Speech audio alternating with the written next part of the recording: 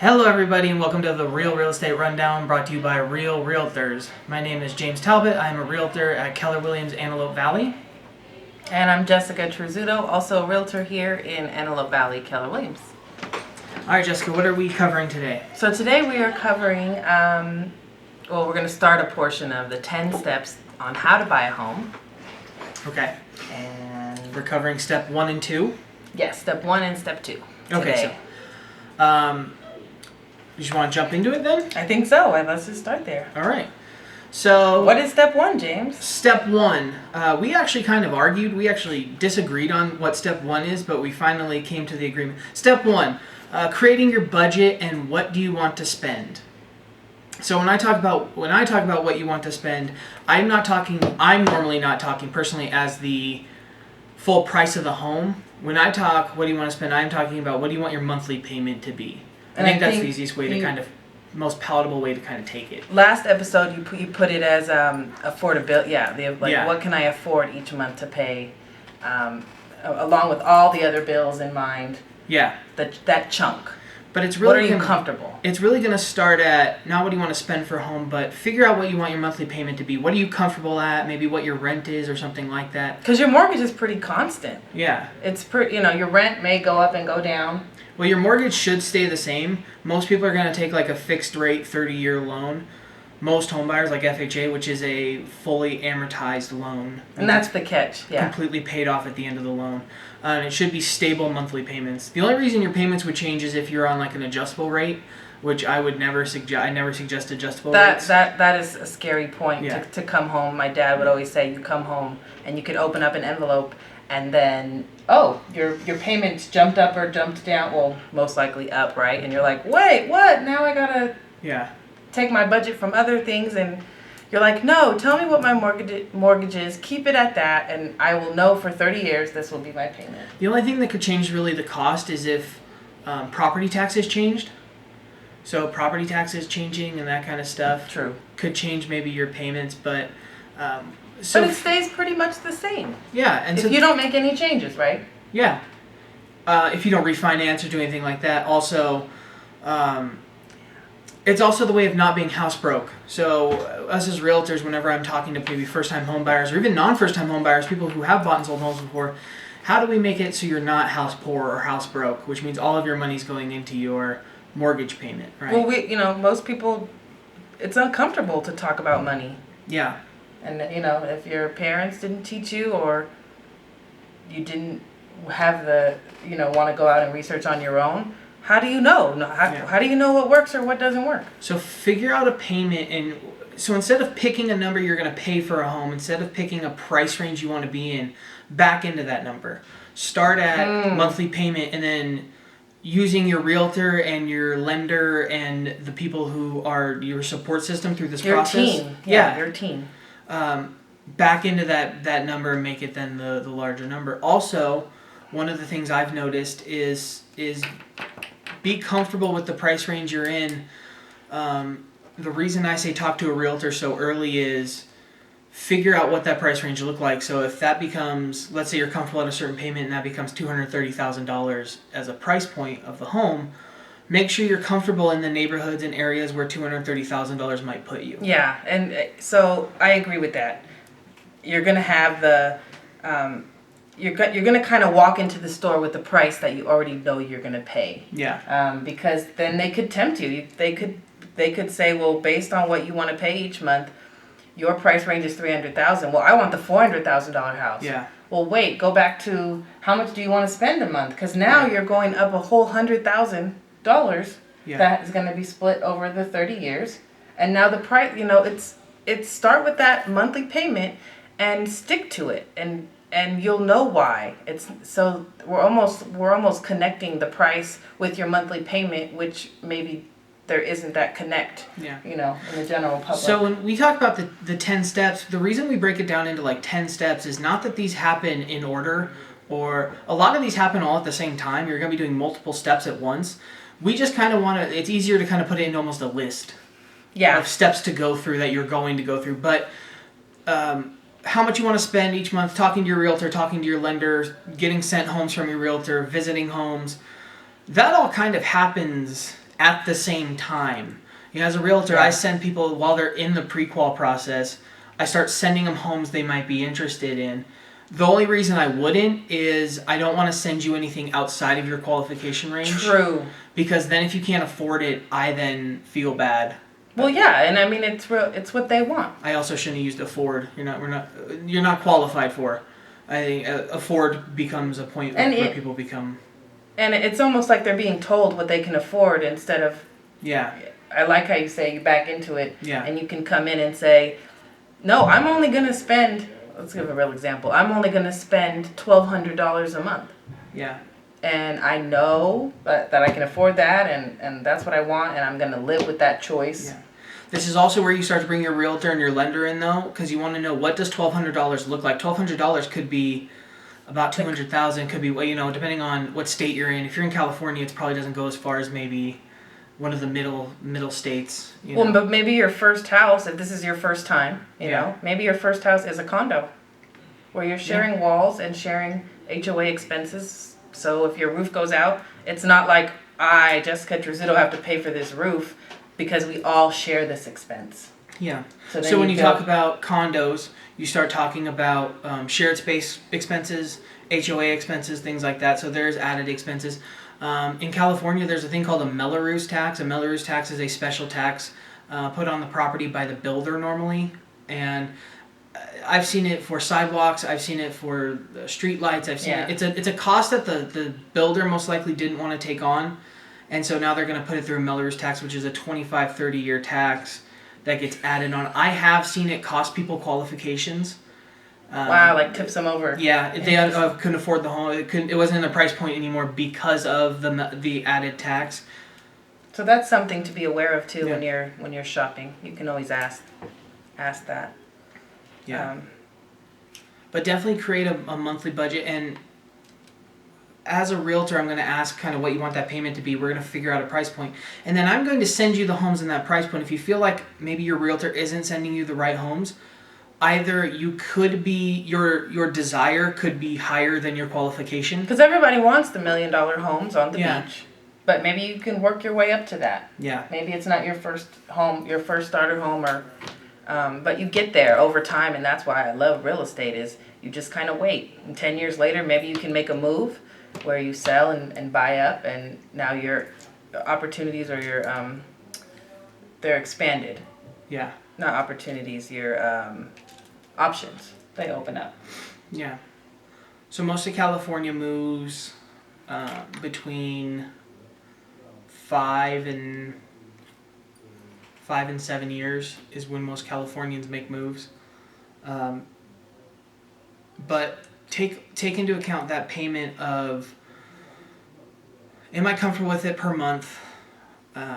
Does it cover taxes? Does it cover maintenance? Because you do have to maintain the home yourself. Things do. Yeah, and even it's in not the newest of houses. It's not, and we can get into the creating a budget in more detail, because it's gonna be a portion of the pie. Yeah. I guess you could say, and you have to be comfortable with it. You can't overextend and have it be half the pie or 3/4 of the pie, and then you only have a little sliver for food, a little sliver for unexpected expenses. Like, you want to kind of build this pie up, so every month you're kind of adding to different categories. I guess that's a good way to put it. Yeah. Like, you might have an emergency fund. Well, maybe right now you don't. So maybe every month, $100 of my pie, so everything that I take in, all of my income, I take a sliver of that pie, and I don't have an emergency fund, but I'm going to put $100 of my check, and I'm not even going to touch it. I'm going to have it automatically go to a savings account that I don't have access to, and then over a year, I'll have $1,200 in that account. And like Robert Kiyosaki in Rich Dad Poor Dad, pay yourself first.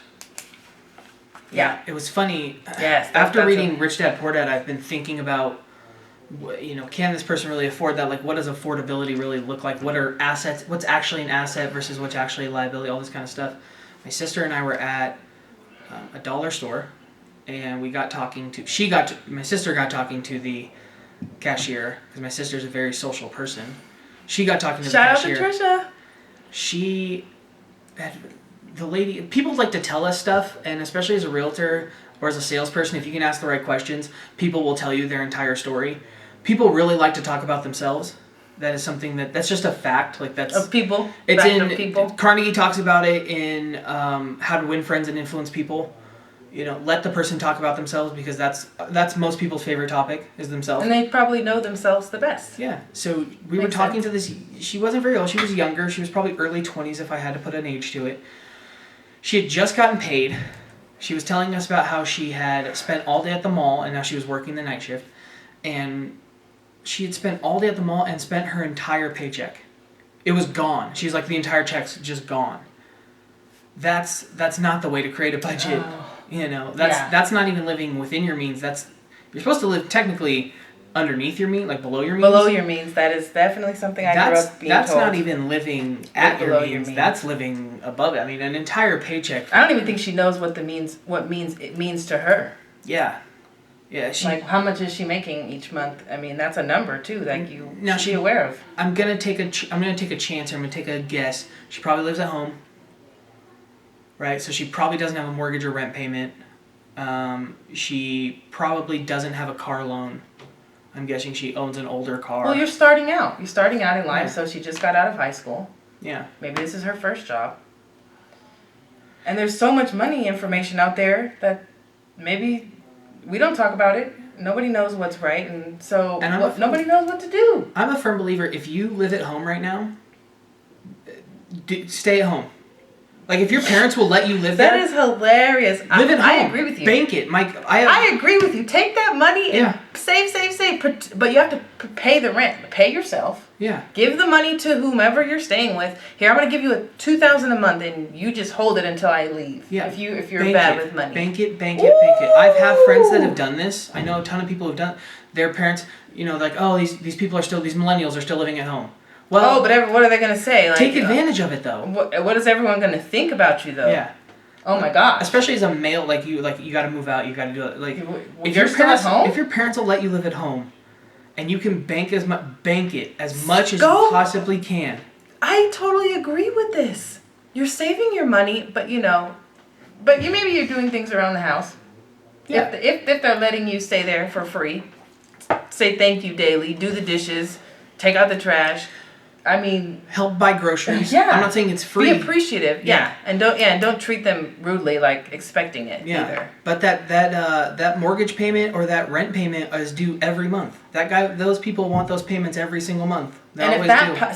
So now you're taking home your whole pie. Yeah. And most people, I think, that they can now spend it. Like, let me get the nicest car, the nicest purse, the nicest earrings, because I don't have a rent or mortgage. But you're actually preparing for that stage. So stay 10 years at home, stack up that money, and then your mortgage payment is probably half of what it would be if you did it from the beginning. Yeah.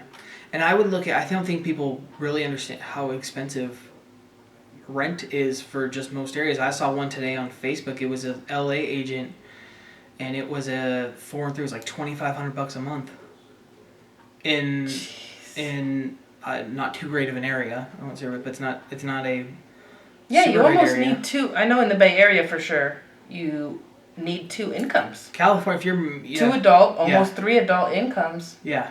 On paper, because it's not just like, oh, I have the money.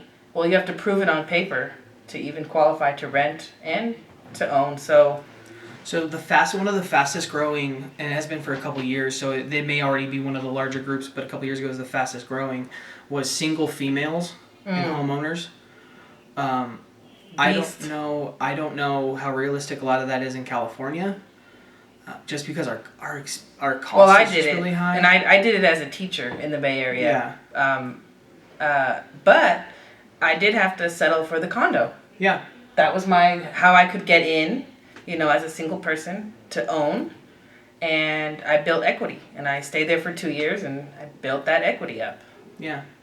I heard a guy. It was hard, though. I was talking to a realtor who has like 20 years experience, and we were talking, and he was saying that sometimes it makes more sense to rent. There are times where it's going to make more sense to rent.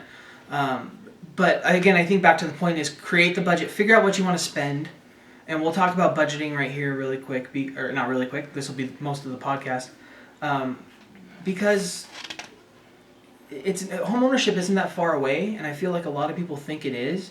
And I'm guessing the way we're talking about may not help right now because we talk about how expensive it is. But again, home ownership's not that far away. You look at a down payment. A lot of people talk 10 to 20%. You don't need 10 to 20%. I did an FHA loan where you bring in 3.5%, and it's accessible. Maybe you get the small version of your dream home, and then in 10 years you jump. I mean, have a plan, have a long term. Like write it out. Talk to whomever if you have a partner or if you're not, write it down. Where do you want to be in 10 years? Well, I want to be, I want to own my own home. Well, maybe you do it quicker because now you wrote it down, you told people all your energy is going into that goal. And I think people just avoid money talks. So, one of the things, there's a couple different options here. 3.5% down on FHA. There's also down payment assistance through the state of California. It's called CalHAFA, and it'll help you with your down payment and closing costs, and substantially help you. It'll pay a majority of it, so you don't come in with too much. And then there's also a lot of lenders have their own down payment assistance. If they're direct lenders, they can come up with their own programs for down payment assistance and closing cost assistance. There's also Keller Mortgage. Which is no origination fees, no lender fees. It cuts out basically the lender's closing costs. And you get? And if the loan is over $150,000, which in the state of California, it's almost guaranteed to be, you get $1,000 back at closing to help offset the cost of third-party costs, which are your inspections, your appraisals. How do you beat that? Yeah. How do you beat that? What so all you have to do is come in there? with a 3.5 down. Yeah. Oh, so what? So talk to a lender? I can do that? Yeah. And I would talk to a realtor before I talk to a lender. They probably know a lender or the lender that you can use in-house or recommend one to you. And if they'll give you multiple options like I just did. Like I have an in-house lender who I know they have their own down payment programs. I'm actually looking at their ad just right in front of us. But I also know about KW Mortgage. So as my client, I want you to come to me before you make any real estate decision. So solar, moving, buying, whatever it is, right? If it has to do with your water softeners. Because depending on what you want to do, you have to make steps now. Yeah. And that's kind of what we can inform you on. And the lender can give you steps and look at your situation. Because it's not like, let me just Google how to buy a home and then I'll figure it out. It's like each situation is different. So you talk to people who've done it before, who've bought homes, who've sold homes, who've talked to mortgage lenders, who've just have seen and heard of all these programs that kind of come up. And you Google like how to buy a home, whatever you Google, right? And it's super general. Yeah. Or maybe it's like so big, like you're like, that's not even me. If an agent can't relate to it. And no disrespect to the state I'm about to say, but if an agent in South Carolina wrote an article on how to buy a home, we're giving you a podcast on budgeting and home purchasing. Well, we're giving you California focused because we're California realtors. And California's laws are much different than South Carolina or the Midwest or anywhere on the East Coast. Real estate's done differently. And by the way, by different laws. Like we have escrow companies in Southern California that handle pretty much your escrow. In Northern California, it's title companies. Oh, yeah. And on the East Coast, there's states where you need an attorney, like New York. That's where I was just going. What about the states that you can just handle the transaction with an attorney? Yeah. That's New York, right? New York. Yeah, you need an attorney, a broker, and then the escrows are different, completely different. There's different rules for each state. So what you do is, let's say you're not in California, you're listening to this right now, get a hold of us. We'll find an agent in that state that you can trust, and then we'll refer you and make sure that process goes smoothly. And the reason I like that is because we talk about Keller Mortgage a lot, and I don't want a client to be listening and say, wow, I'm not going to get the advantages of the Keller Mortgage, but you will if we refer you to a Keller Williams agent in your area. Yeah. So I thought that was cool. KW, by the way, you may not have heard, Keller Williams as a brand Keller Williams International doesn't actually spend advertising money because we're agent centric and they allow us to advertise our own business, as in like this own podcast and the social media things we're doing right now. But KW, by agent count, volume, and units, is in fact the largest real estate company in the U.S. and I believe now the world. Because they take care of their clients. They actually care about them and their agents, like us. KW actually Keller Williams was just named a top 2020 real estate trend. Wow. So there's a company, I forget the company, but it's a really big company that names real estate trends for the year coming up. And Keller Williams was actually named one of the trends. I'm not surprised because our technology is up there, and we just got a top agent from Berkshire Hathaway. Yeah, and one of the things he said Berkshire was the B one. But he came over to Keller Williams, and I saw the video you posted. I think it was on your Facebook about how it was the technology, I think, that kind of tipped him, and the advantages he can get as an agent, and how we're going to be able to help our clients, because that's what it's about. That's why I'm in real estate. Yeah. I want to help. I was watching you sent it to me, I think, the Gary Vee one, I think you sent me this morning. Where he was talking about tips for entrepreneurs, and his third one was just like blind customer focus. Yeah, it's like, and Gary Vee does it so well because he's like, it's only about them. Yeah. You know, and so in our case, as we record this podcast, like, what can be valuable to them? It's not like... I call this a vlogcast because we are videotaping it, we're recording it and going to put it up on YouTube. So podcast, vlogcast, I call them both of them. But why do we do this? Why are we talking about creating a budget, how much you can afford? Why are we going through these 10 steps? Why are we going to talk about in the future about investing, financial independence, financial freedom, like investment properties, how to create wealth through real estate, how to just... You might be, and I've sold this before, I've sold to these people before, you might be the first person in your family to ever own their own home. I've sold to those people before. They were the first person in their entire family ever to own a home. Yeah, and every situation is different. Yeah. Whether you learn it from, your parents, your grandparents, or your friend, or something where you're kind of, you try to figure out what works, and nobody knows who's right or wrong until 10 years. And then 10 years goes by, and you're like, remember what Jessica and James were saying 10 years ago? Yeah. If we would have done that, look where we would be now. And nobody knows. And I think that's why there's a lot of confusion. And there's all of these, and it's kind of like the workout thing and the food. Like, nobody knows what's right. Well, guess what? It's individual. It's like, this is your money. This is my money. So what do I want to do with it? Personal finance, right? By the way, if you're a young couple, or if you're a couple without children, or if you're a single person, you buy a 3-bedroom, you can rent those other rooms out. You can there's a lot of options there to offset costs, help you pay it down, pay it off faster. If you can, they call that house hacking. Yeah. And so you can pay it off in 15 years. Now, I know that sounds like a long time, but you guys understand 15 years ago was 2004? So if I would have bought a home in 2004 with a 15-year mortgage, it would be paid off right now. Yeah, now 2006 through 8. If you go back to the market, though, is that possible? I don't know. But think about how long ago. 15 years isn't that long ago when you really think about it, or 20 years, or 30 years. So in 30 years, you own it outright, and you want to buy a new home. Buy a new home, rent that one out. Yeah, you build your equity, you build on it, or you have your pie, and now that big chunk that's going to the mortgage is now yours to now maybe save. You take that chunk that you're putting towards the mortgage, and now you add it to the savings column, because let's say you're saving up money for a down payment for your second home.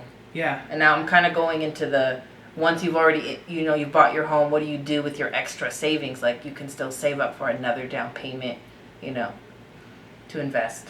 But statistically and historically, and still to this day, real estate is in fact the safest investment. And it's where more millionaires have been made than any other industry. Something like 3/4 of the United States' wealth is real estate. It is still the safest investment. We've had pops and all that kind of stuff, but the bubbles and all that.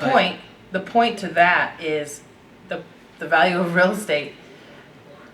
I don't want to know. I don't want to say that. Never. But it doesn't go to zero. The stock market can crash, right? And even with the bubble, though, if you look at the appreciation rate, it stayed on a pretty constant upward swing. It stayed up, as people will still have equity. Yeah, and over time, look at what's happened. So if we want to switch gears back to the budget, I found something online where it's kind of taking this pie idea, and I'm going to take my whiteboard. Okay, so you can grab the whiteboard. Before she gets into it, I'm going to clarify a couple things. we're giving you ideas and we're giving you examples. There's lots of ways to budget. There's lots of theories out there. I'm sure you have one that you like if you have a budget. If you don't, we're simply giving you an idea of something you could do that could work. Giving you an outline, giving you one way. Now it's called personal finance because you may take this way and tweak it a little bit. You know, if you don't, maybe you want to add, it's almost like before you do this, you need to write your goals down. And then you can figure out, because you want to align them. Are you spending money on the things that you want in life, or maybe not want, but are you spending money on things that you choose to? Or is it a reflection of your values? I think is kind of where I'm going with that. Yeah. And it may involve eating out less. It may involve lots of different things. It may involve not spending on certain things, not buying certain things. I have a Samsung S7, which is 4 years old now. What? The back's all cracked. It still works though, and works though. I love Samsungs, and I love this S10 or whatever is out, and I want it really bad, but it's also like $1,000, $1,500 phone. And I'm like, I don't really want to put that onto my bill right now. I don't want to add the $30 or $40 a month. I'd have to pay it off over 2 years. So you're being mindful. You're like aware of it. You're like, okay, I'm gonna need a phone. How long can I wait? Right? You're like, this one still works. Can you still text on it? Yeah. Can you still call on it? Like, yeah. But you're being patient, I think is the word. And like when that goes out, okay, then make a decision on whether you pay it off or do monthly payments. But know that it's coming, and then you can write that into your budget. Yeah. Too. So, is it backwards? Oh, it's gonna be they can see what I'm writing, huh? Yeah. So 50%. Those of you audio only, you're just gonna have to listen. Oh, yeah. We'll explain what we're doing. And I can put the links to the articles down in the bottom too, because it's important to cite your sources. On the podcast, it'll be in the show notes. That's where you put it? Yeah, I can type the link to the... Okay. Yeah. And on the YouTube video, so if you're watching this, it's down in the description. I'll put it down there in the description as well. So let's say, so this is the 50-30-20 budget model. Okay, so 50% they say goes towards your living expenses. So that's your needs, right? Your needs. Your needs. So what's a need? Not a want, because we'll talk about want, but needs. Yeah, so what do you need? You need groceries. We have to eat. It's true. You need a house. You need a place to stay. You need lights in the house. Big fan of lights. You may need transportation to get to work. Especially if you're a Californian. If you're a Californian, you know you need a car or a way to transport. Like, we don't walk in California. No. This isn't New York walks. California, you don't walk. You drive. Yeah, there was a meme last night about we don't measure California in miles. We measure in distance driving hours. I do. Yeah, how far are you from LA? An hour. Yeah. I measure in distance traveled, or in time traveled, not in distance traveled. Okay, another part of this. Now we're all talking about still the 50% of your pie. Okay, you need insurance. You need car insurance. You need homeowners or renters insurance. You ready for this one? Childcare. It all goes into this 50%. So you're going to have to, and maybe the first month that you're doing this, it's not perfect, but you're kind of giving yourself a guide. And I think just bringing awareness to your spending is basically the goal. Okay, so all of that, 50% of your, and this is your take-home pay. This is not what you signed up for to get an hour times however many hours. Comes in. This is your take-home. Yeah. You know. And I think all of us have done this at a point where, especially as a 1099, as a person who has to save for taxes and doesn't have taxes pulled out of their paycheck, because I work on commission. At the end of the year, you're giving your numbers to your accountant, and you're like, when the hell did I make all of this money? So you're looking at your account, you're like, something's it doesn't add up. And that's what part of the budget too is paying attention to what comes in. Yeah. Write it down, keep track, and then you're like, well, really, do I want that $5, doohickey or whatever at the grocery store? Because I really have to make sure my pie is right. So my dad, about a year ago now, quit smoking. Yay! And in California, because of the taxes and everything, it's about $9 or $10 a pack, right? And he smoked about a pack a day, almost like to the hour. Like right as he was going to bed, he finished his last. It was like to the hour, like a pack a day. So it was $10 a day, 7 days a week, because he didn't just smoke on working days. $70 a week, $280 a month. So call it $300 a month, because there was probably times if he was maybe out with friends, he'd smoke a little bit more. Well, that 300 is not a need, right? So that wouldn't be in the 50. That wouldn't be in this part of the pie. Well, if you were a smoker, it was a need. You know, he was a smoker. It was trust me, it was a need. Yeah. But think about $300 a month. You're talking about thousands of dollars a year. That's your. I'm going off your $5. Like, do I need that little thing? Oh, right? It over time. See where builds up. Small spending can add up into larger spending, right? So think about what you can do with an extra almost $4,000 a year. Wow, if I saved that for a couple years, there's my down payment. Yeah. Huh. I think it's just being aware. Yeah. That's what we want to do, and we're not, and just like James said, we're not experts. We're just wanting to share our knowledge, because we've had discussions and we're like, that makes so much sense. And why don't they teach this in schools? Or why doesn't anyone talk about this? Yeah, nobody wants to bring out their paycheck, because they were saying even if they're in relationships, they don't even talk about their, like, it's a secret? Like, no, like, take it out. Where is it? And where does it go? In American culture now, I've lived in the U.S. my entire life. I've lived in California, born and raised, lived here my entire life. I know in the U.S., talking about money is taboo. So maybe, okay. Just culturally it is. I don't know about other cultures. I just know culturally here, talking about your finances is very taboo. And if I were to ask you how much do you almost make, rude? Yeah, it'd be rude and like uncomfortable, and you wouldn't want to tell me. So I disagree with that. I'm not saying it should be that way. I'm saying it is that way. And maybe it was more of like maybe our parents' generation trying to teach us respect, and I get that.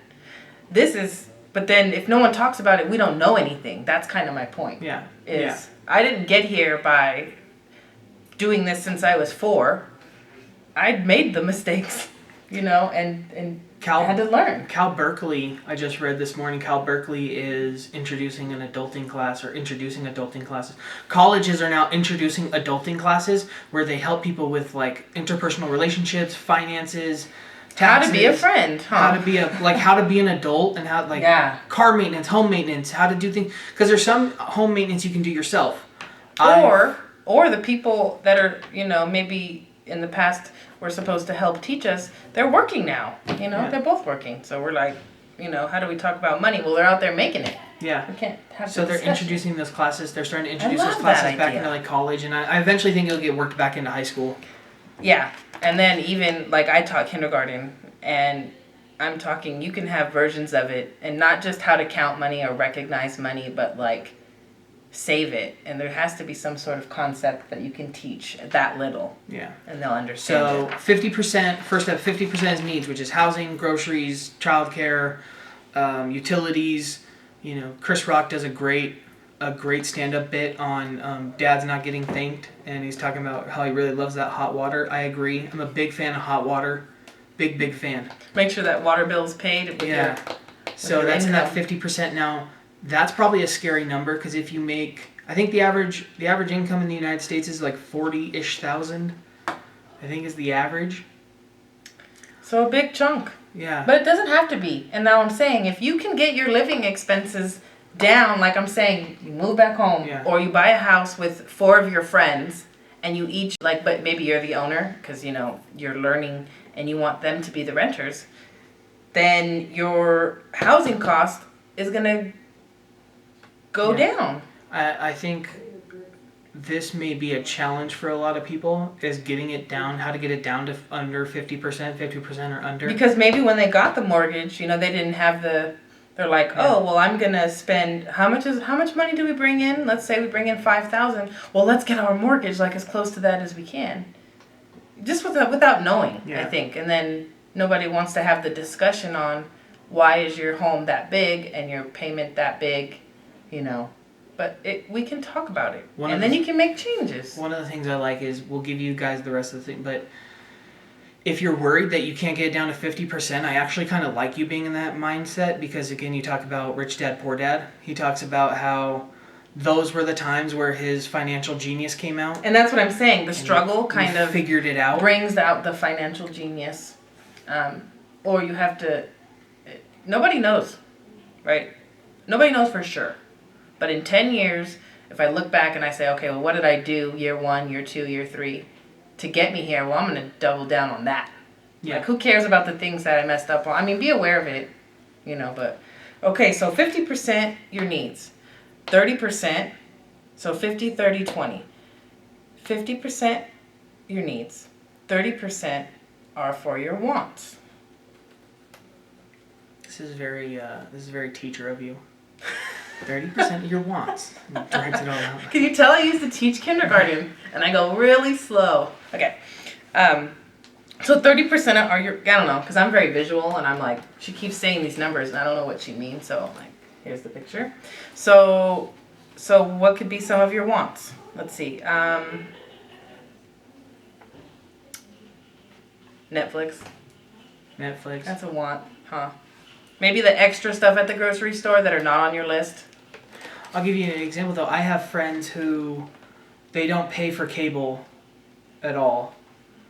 They only have Netflix. They have an Xbox, and so they have Netflix and YouTube and all that, and that's their entertainment.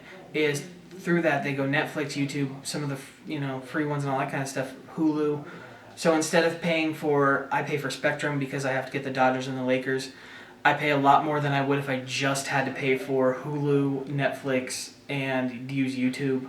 Well, with all of these streamings available, they keep calling us, well, me, because I cut the cord. I don't have cable. They call it cutting the cord because you're able to stream so much on Netflix. And yes, I don't have sports access.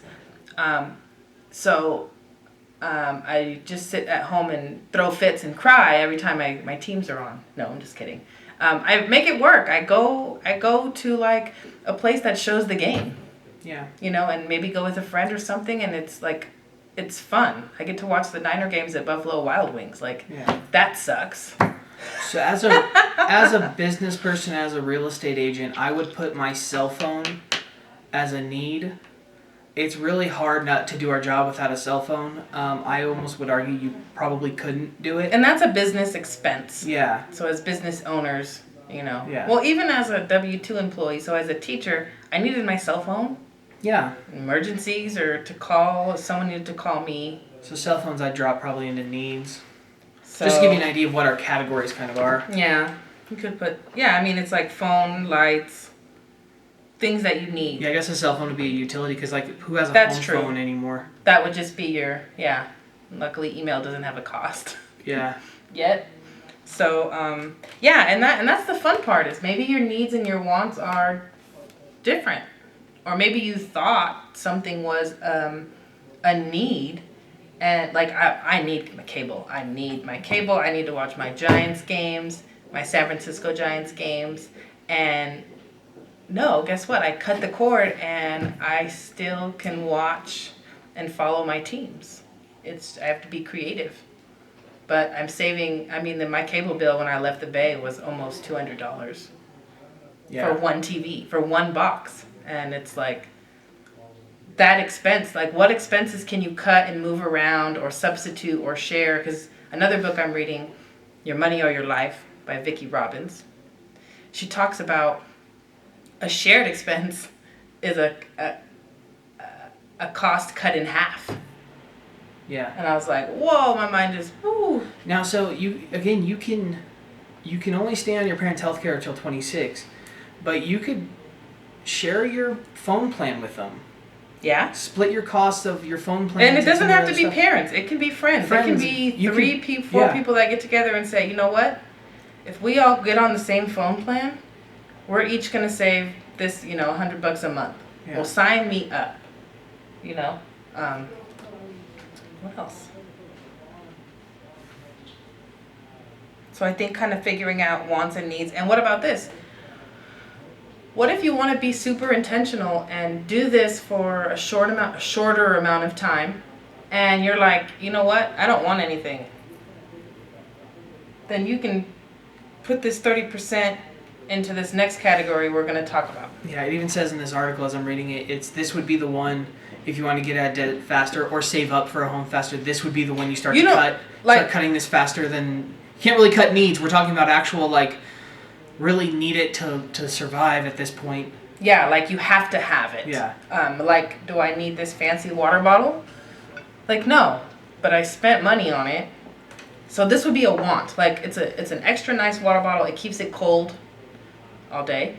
And but I had to talk myself into buying this one. Like, I've seen people with bottles and I'm like, oh yeah, but they're like $20. I'm like, I don't want to spend that. Well, what about the ones that's really popular right now, just going off this, is the Hydro Flask. Have you seen these from Visco Girls or whatever these things are? No. It's a $40, $60. And I knew they were expensive like that. Yeah. See, this one was at Target, which was a little cheaper, but it gets it. So that's what I'm saying. It's like right when you, like, say you're got your little cart and you're shopping in Target and you see this display and they have, how much were they? 40? They were somewhere between 60? 40 and 60. Jeez. What else does it do? I don't know. So the wide mouth is 60 at the 64 ounce. At 32 ounces, it's about $40. So look, you're walking in Target and, no, you're walking in Dick's Sporting Goods right there. Yeah. The Hydro Flask, the wide one, 64 ounce, is $60. And if you didn't configure this $60 in your pie chart somewhere, and you're in the store and you buy it, I'm like, whoa! I wasn't ready for that big commitment. So, and what we're saying is don't spend anything on, like, that's what it's saying is don't not spend on wants, don't not go. it's just be aware of, like, Yeah. you didn't budget this into your, like, plan. I'll give you a personal example. Where's it going to come out of? Eating not at home. I like doing that, like eating at restaurants, right? I love going to the movies.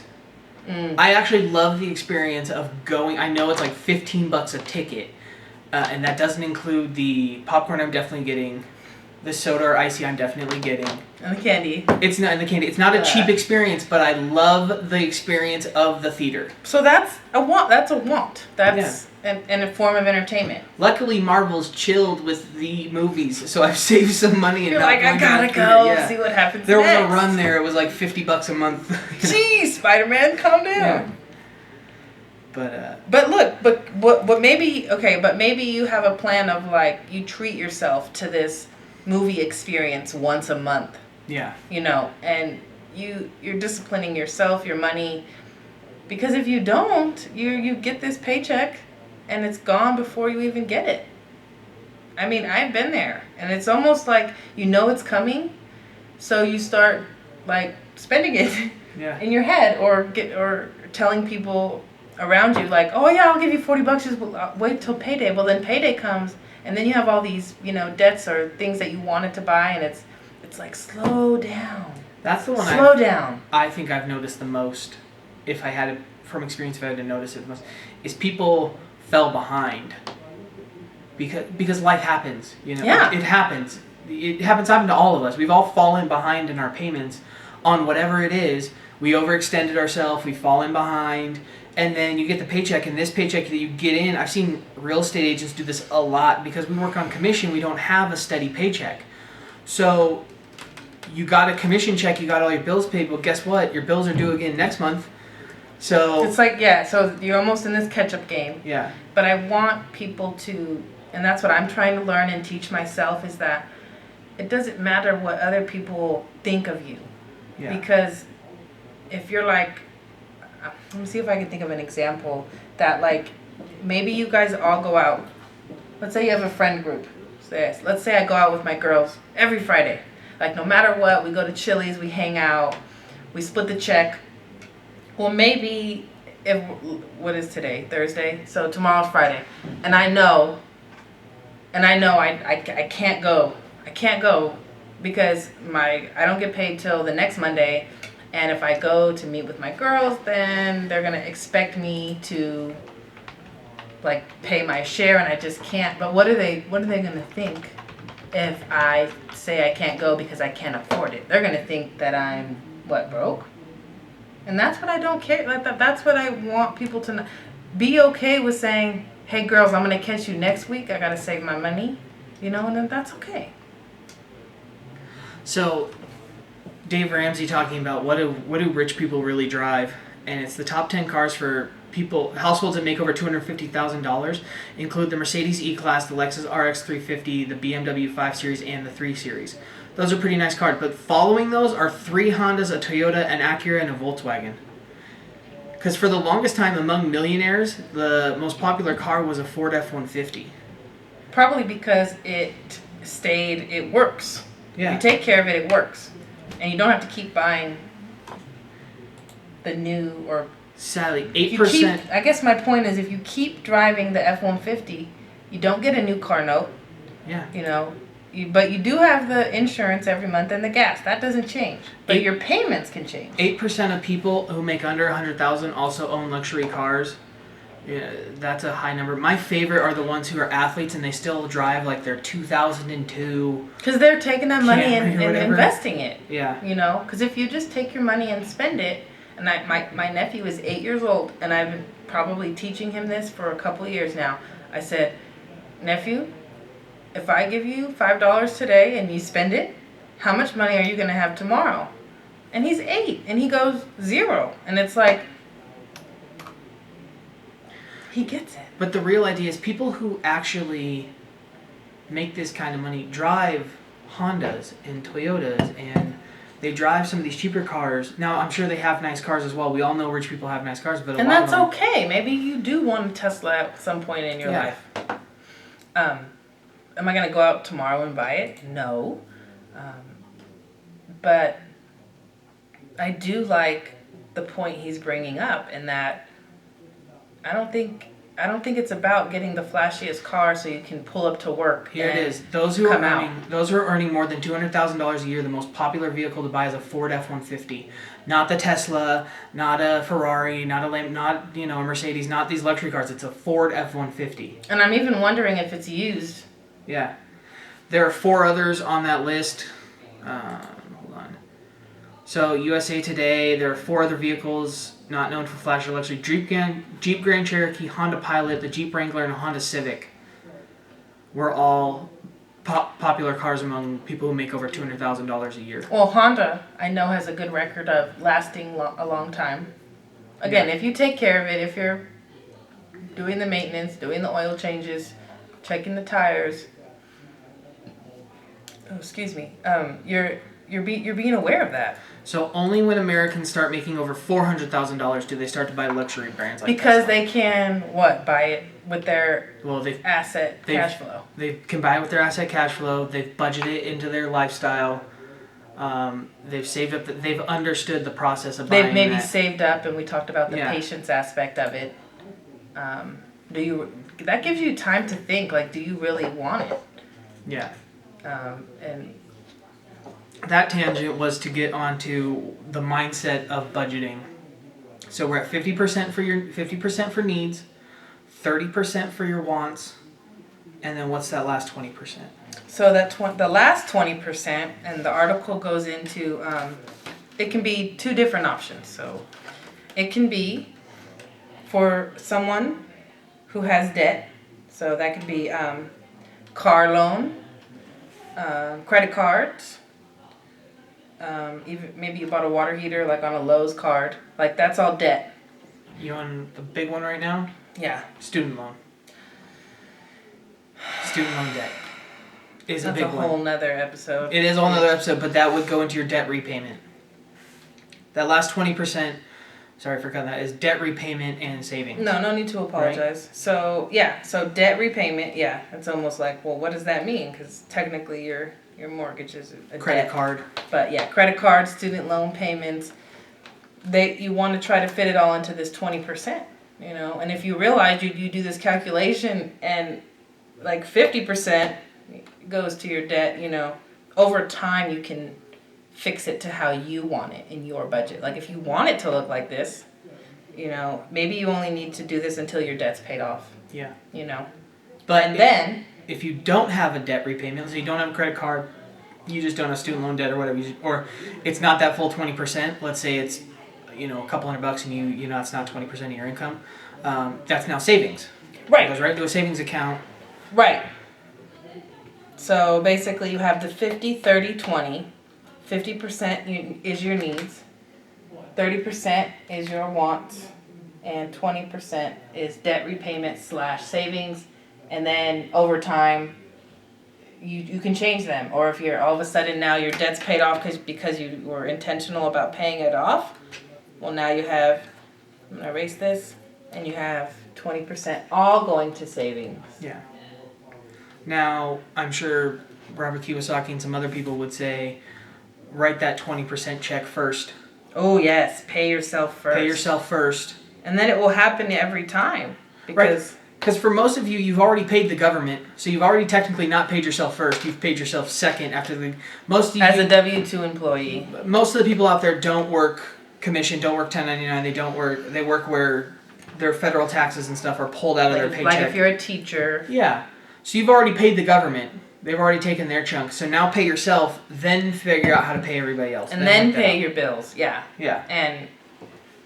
And figure it out so you can do that. Don't just think, oh, I can't do that because I already know I'm going to pay my mortgage and my food and my lights and I'm negative, so I can't give myself any. But over time, this mindset will ensure that you will pay yourself first because you keep. It's the money that you keep. Yeah, it's not how much money you make, it's how much money you can keep. Right? That's how you have to think. It's not. I didn't make $1,000 last month. I kept $1,000. If you don't have a budget, right now, if you aren't sticking to your budget, making more money is going to be useless. Because then you're going to spend more money. Yeah. All it's going to do is go with it. It's called lifestyle inflation. Stay like that. Lifestyle inflation. There you go. I work harder now. I got a promotion. I deserve a bigger house. Yeah. Says who? Yeah. What happens if you didn't do that and go with the crowd? U.S. they talk a lot about the American dream and moving up and doing all that. So they kind of stay together, and so you're just out earning. My brother always put it as we just out earn our bad habits at this point. So if you can create a budget and get on good habits, when you do make more money, you're now keeping more of it because you already have. And I agree. You don't have to make. I think there's a weird misunderstanding that you have to make a certain amount to own a home. Especially among younger groups, I feel like we've been kind of jaded to the real estate market. I know people who make well under $100,000 that are as a teacher here, in the Bay Area, in you guys, California. I just saw an article. California has something like 70 to 75% of the most expensive homes in the United States. Oh, so that means that we can't buy. Yeah. You may have to live in an area that's different than where you thought. So if you work in Los Angeles, you may have to come up here to the Yellow Valley. Just like we talked about in episode 1. So if you're watching this for the first time, this is our second episode. We have a prior episode, episode 1, where we talk about where we are, and we're about an hour from LA. So, and we made jokes about like, oh my gosh, now we have to drive an hour to work, but we saved money on our mortgage. It's what you want, and what sacrifices are you willing to put up with for the rewards at the end, right? Yeah. So budget, 50% needs, 30% wants, 20% savings or debt repayment. Yeah, and this can all be, these go into the priorities. So if you talk about this 20% and you're like, okay, I want that to be my goal, well, what do you do with it? I just have all this money saved up. They go into starting an emergency fund, because I think, and I was stuck in this, that when you're paying your mortgage, you're paying all your bills, the water heater goes out. Yeah. And you're like, oh, how much is the water heater? Oh, and I got to pay someone the exact same amount to install it, so now it's double the price? Lowe's better have a good credit card application available, because I don't know, I did all this to buy the house and, all this stuff, so you can use this model 50-30-20 to maybe save $100 a month for an emergency fund. Yeah. Over time, that will be your pot that you can dip into when things in your home break down. Or maybe you don't own and it's something other expense that pops up. Now there was some idiot, I forget the guy's name who he was talking, I'm just going to call him an idiot on it. He was saying that millennials could afford a home if they quit buying avocado toast. And people did the numbers where that didn't make any sense. Like, of course, if you, like, I've never had avocado toast. I've never paid for it. Oh, you're missing out. But the joke is Oh, like, I'll make it at home, first of all. yeah, down in LA is like people are paying all this money per day to have avocado toast every week or something. I couldn't tell you how much it costs to buy. Yeah, obviously, if you just stop eating avocado toast, you're not going to be able. It's not going to be the number you need to afford a home. That's like the coffee deal too. But where he was right, and I think the point he was trying to make, he was just made it in a poor way. The point he was trying to make was getting in the mindset of splurging strategically, inside your budget. You will always budget for things you want, because if you're not using your money for things you enjoy, is it really worth making it? Like, it's like, you're why are you really living a good life? You know.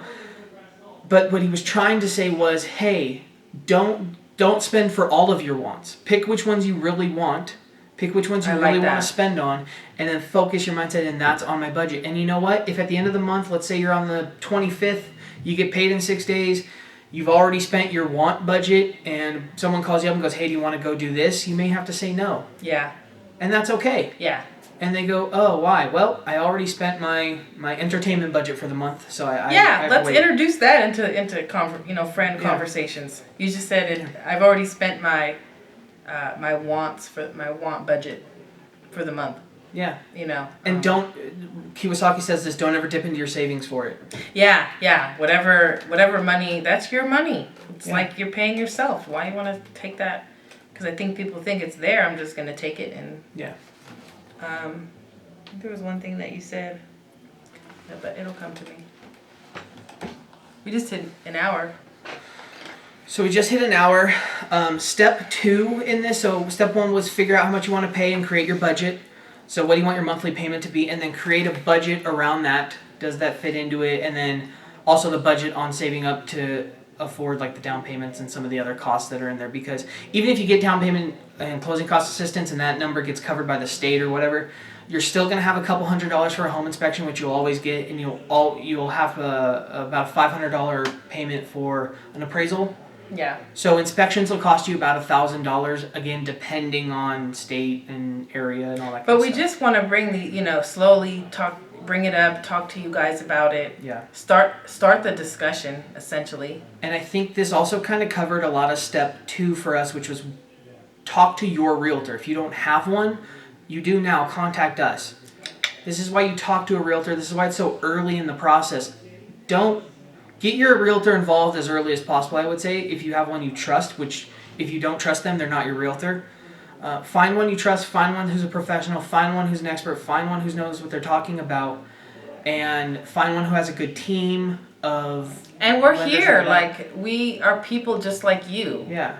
Whether we've sold and bought homes for other people, done it ourselves, we can guide you and have these conversations. Any question you have, I don't care how small you think it is, ask us. So if you're on YouTube, you can go in the comments below, start conversations with each other, or I'll come and I'll answer, or figure it out with you.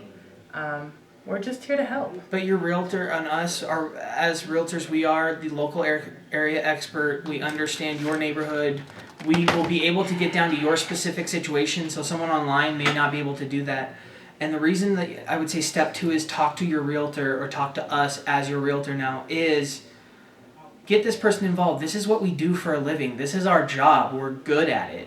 So, and let us show you we're good at it. Yeah. Let us show you what we've built up these skills.